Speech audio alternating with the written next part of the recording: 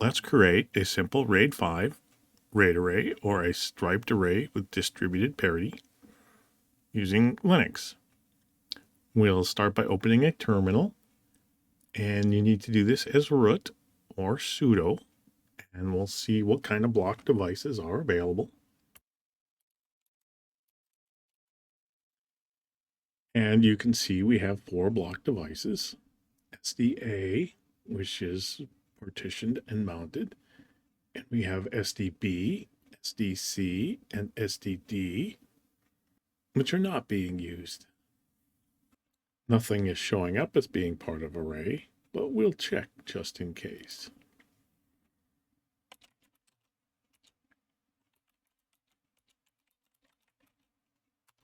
There, no active arrays. And we can go ahead and create a RAID array using those 3 block devices.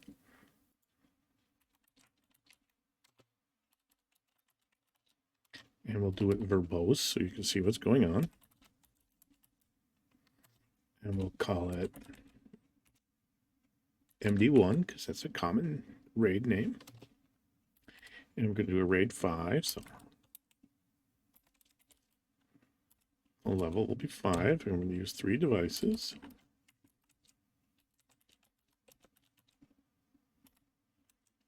And we're going to use those 3 block devices. SDB, SDC, SDD. And there we go. Doesn't take very long. Now let's check again to see if the array exists.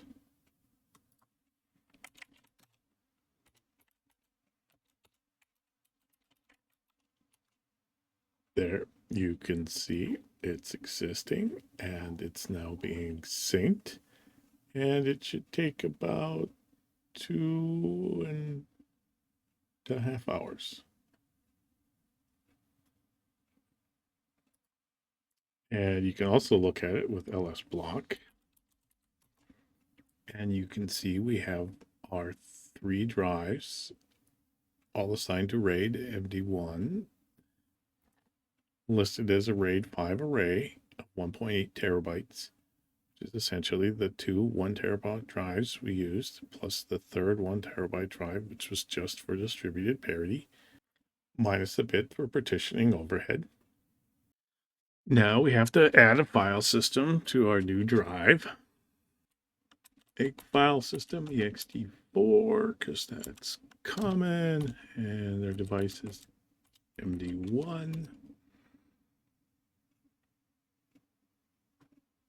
And it takes a little bit.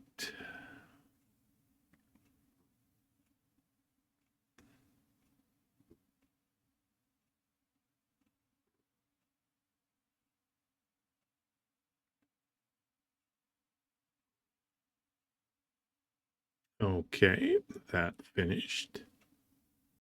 Now we need to make a mount point to put it at. And mount is a common place to put things. So we'll create a mount point called the RAID5. And we'll mount the array there.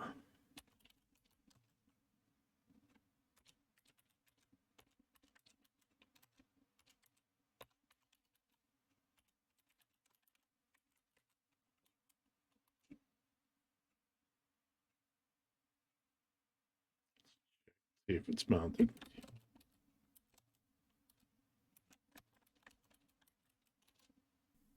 And here we have our device MD1, 1.8 terabytes. And we lost a little bit for putting the file system on, but it's mounted at mount/the RAID5.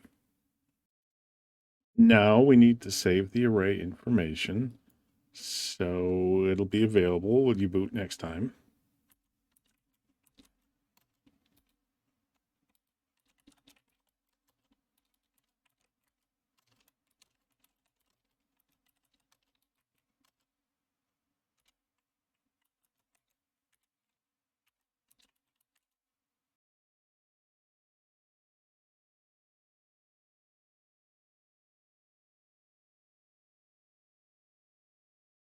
Let's look and see if the information actually got put in the file.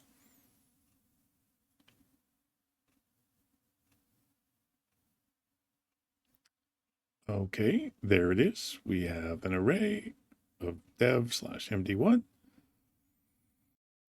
Now we need to update the initial RAM file system so the array will be available early in the boot process.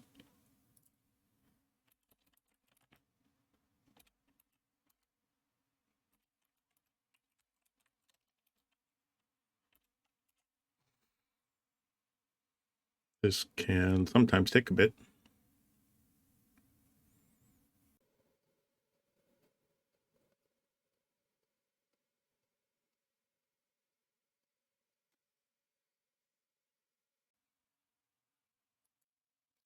Next, we should add this to the etc fstab file, so it will mount automatically at boot time.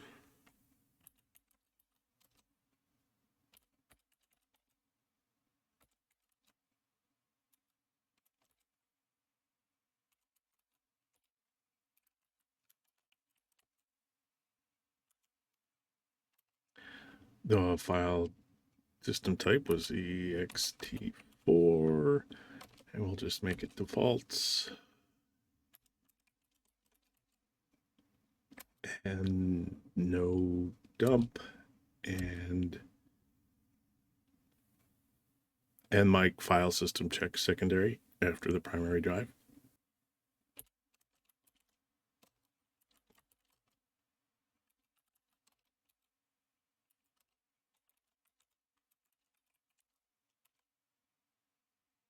Let's double check to be sure it's actually there.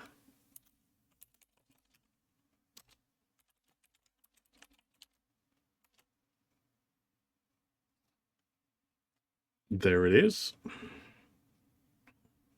Device MD1 mounted at mount the RAID5 file type ext4.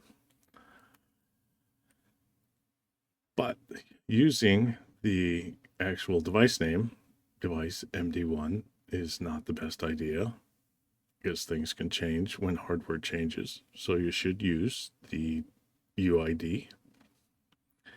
So we'll find out what it is using block ID.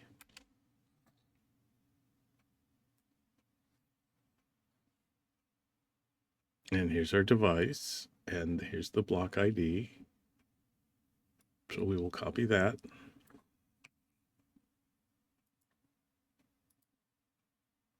And edit the etc fstab file.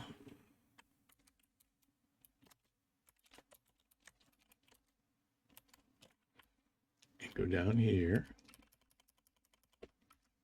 and replace that with the UUID. And make that, comment that out.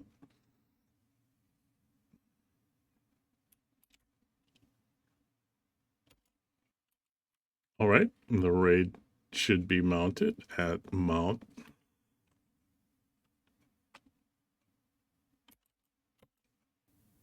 the RAID5. And if we go there, and we can see there's just the basic lost and found that's created when you create a new file system. And that's all there is to it.